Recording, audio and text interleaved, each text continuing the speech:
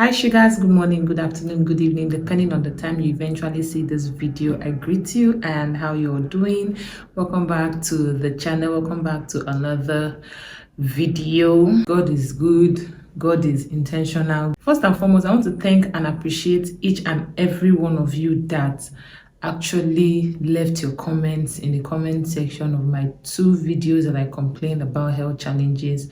Some people actually DM'd me on my Instagram. See, I do not take it for granted. Trust me, I do not take it for granted. This family that I have built here on YouTube, I really appreciate the love and support you people give to me.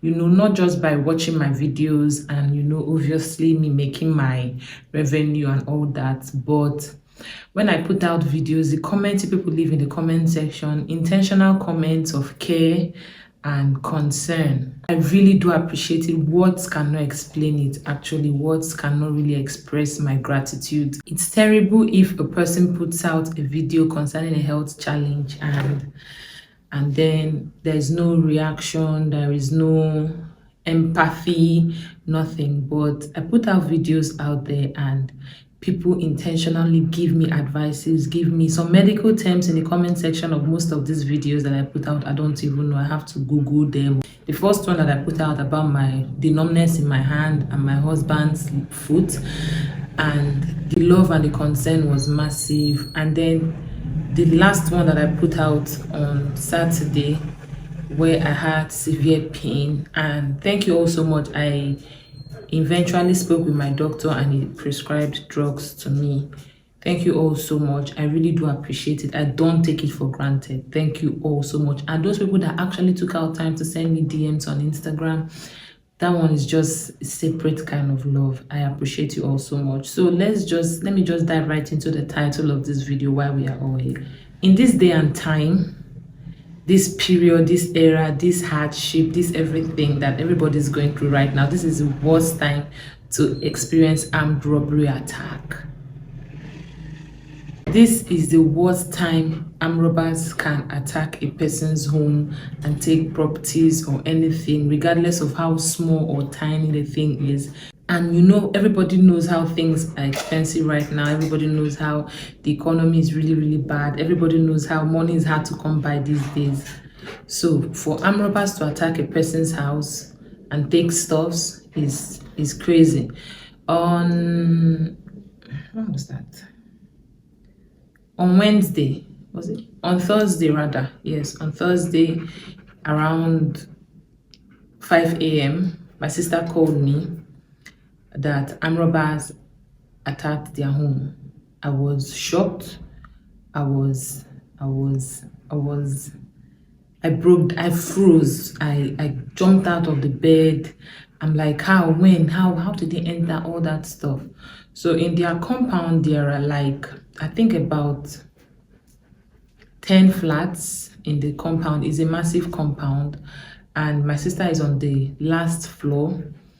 So according to her, she was sleeping and then she heard some heavy bangs. Like she heard a very heavy bang on the door.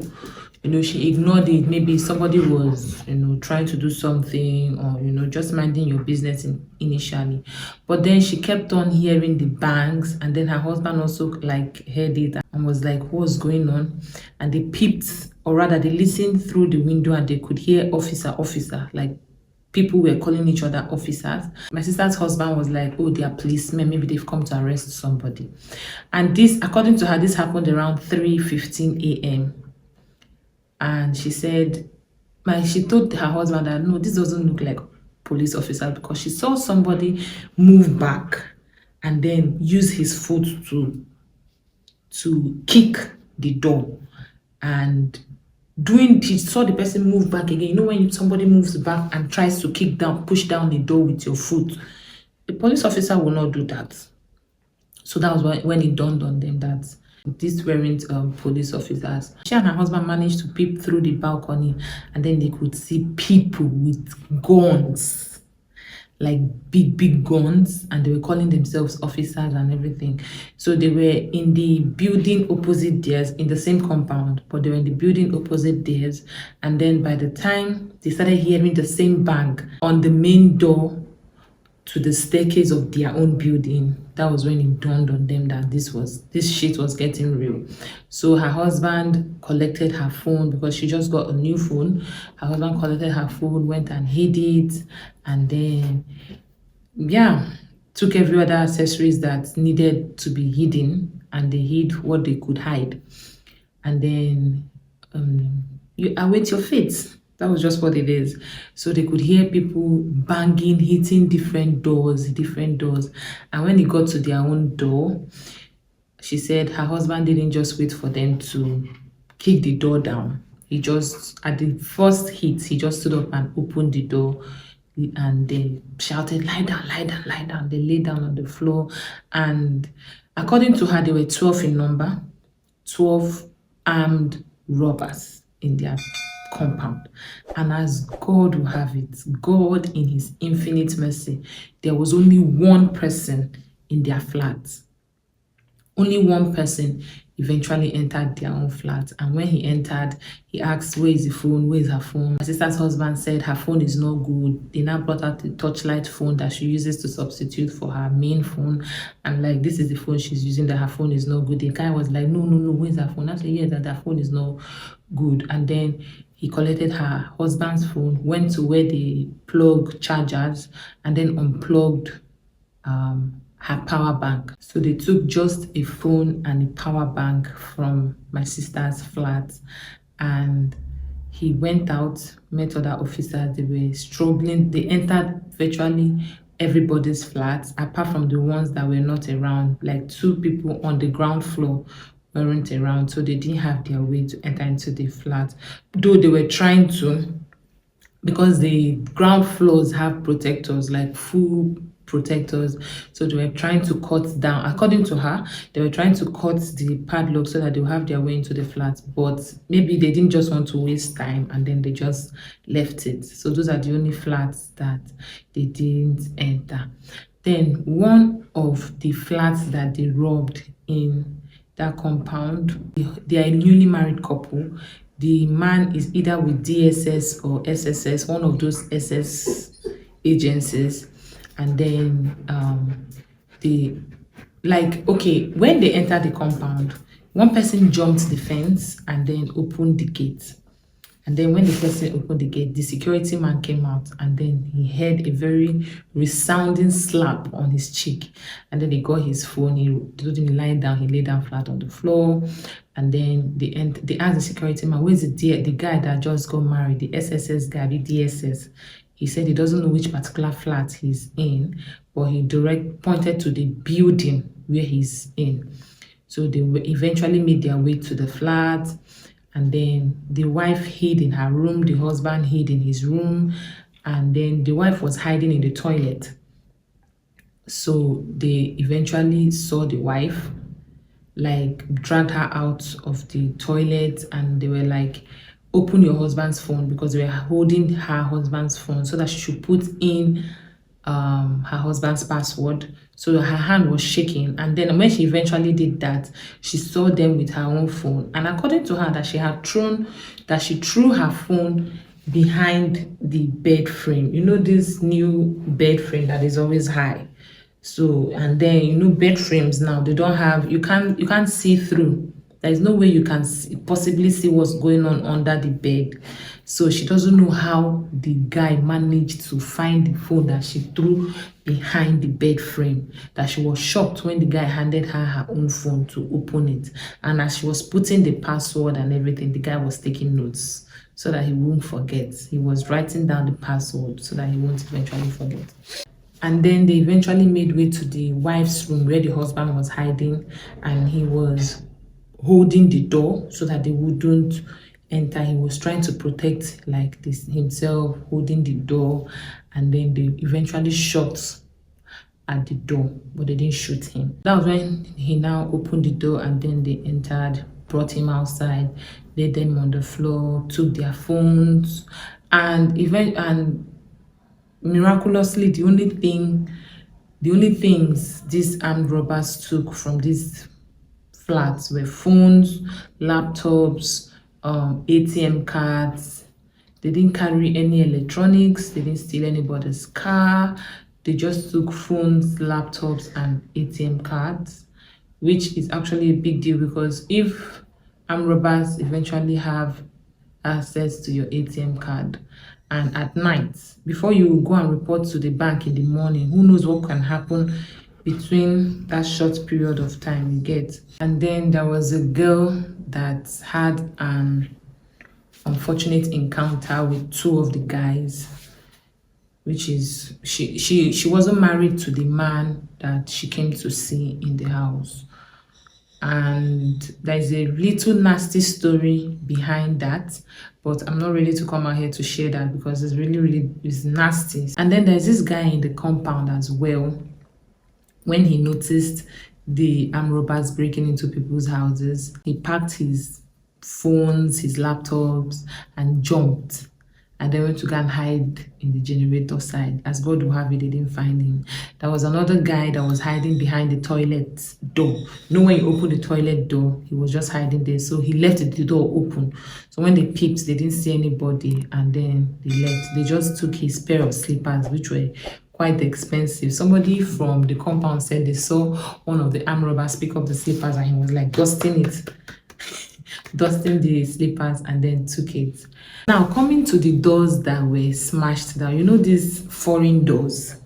You know, sometimes aesthetics is good, but when it comes to security, you need to put aside aesthetics and make security your utmost priority. Now, the doors that is in the houses in that compound are these fiber doors, these foreign doors that are literally fiber. And it's quite unfortunate that a landlord would build flats in a compound like that. Their compound is massive. Would build flats in a compound like that and then use such doors. And you know, there are two doors before you can eventually enter their house. And these two doors are made of fiber. And like this foreign door, and you know, obviously these foreign doors are of different types, they are of different qualities, they are of different grades, but fiber door is fiber door. So the one that they use is the one that can just easily kick down. And they also had tools, this, I think they call it this long iron that has the head is curved like this, that you can use to what do they call it? I don't know what they call it, but they had this long iron, some hammer, and some other things. But some doors were eventually kicked down with legs. Some doors were brought out of their hinges, you know. But my point is, if you wanted probably to save costs in the house or whatever, it would have been preferable if you used an iron door for one of the main doors. Both the back door and the front door are all fiber. And then you would have used the foreign doors, let me not call them fiber, the foreign doors inside the main house, like the room doors. But the main door, you would have used iron door, like so that when something like this happens, you know, okay, yes, the armed robbers will put in effort. But not when armed robbers are attacking your house, they are kicking down your house. And my sister said the doors, when you look in between the doors, is basically this carton-like fiber that it's inside. Is not strong. As it stands now, I don't know about now, but as at the last time I spoke with my sister, everybody's doors are still the same as it was. As everybody's doors are still as damaged as the armed robbers left them. The landlord is here to come and fix it. My sister's flat is not damaged at all, because once my sister's husband immediately he heard the kick on the door, he stood up and opened the door because there's no need. So as God will have it, nobody was harmed, nobody was shot, and the things that were stolen were phones. If I wouldn't call them minor things, because stealing your ATM and having access to your bank details is not minor, especially if you have a chunky sum of money in the bank. But for my sister's flat, was just her husband's phone and power bank. That's why I'm grateful to God, because they didn't steal her phone, they didn't take any other thing, they didn't have my sister, nobody, everything was just smooth. I would call that a smooth robbery, but I give God glory that she wasn't harmed, her husband wasn't harmed, and yeah, it's just to buy a new phone and a new power bank. So I give God glory that nothing major happened during all this incident and everything. So this is a wrong time and period and season to actually rob a person, and these robbers were going in groups. I've also heard of a group of robbers attacking some compounds in my store area, and they were like a group of 14. So I don't know, the new thing now in Uyo, when armed robbers go to raid a person's compound or places, they go in groups, a group of 10, a group of 12, a group of 14. They don't go in small groups anymore. So yeah, that's what I decided to come out here and think and share with you all. So people should help me thank God in the comment section. God in his infinite mercy singled my sister's flats out, that only one person out of 12 eventually entered their flat, and nothing major was stolen. Her husband wasn't harmed, she wasn't harmed, and her door isn't also smashed down, even though it's still the fiber door, but everybody's house, they sleep with their doors open, but my sister, they sleep with their doors locked. So help me thank God, because it's been God all the way. Anyways, thank you so much for watching, and I'll see you on the next video. Okay, bye.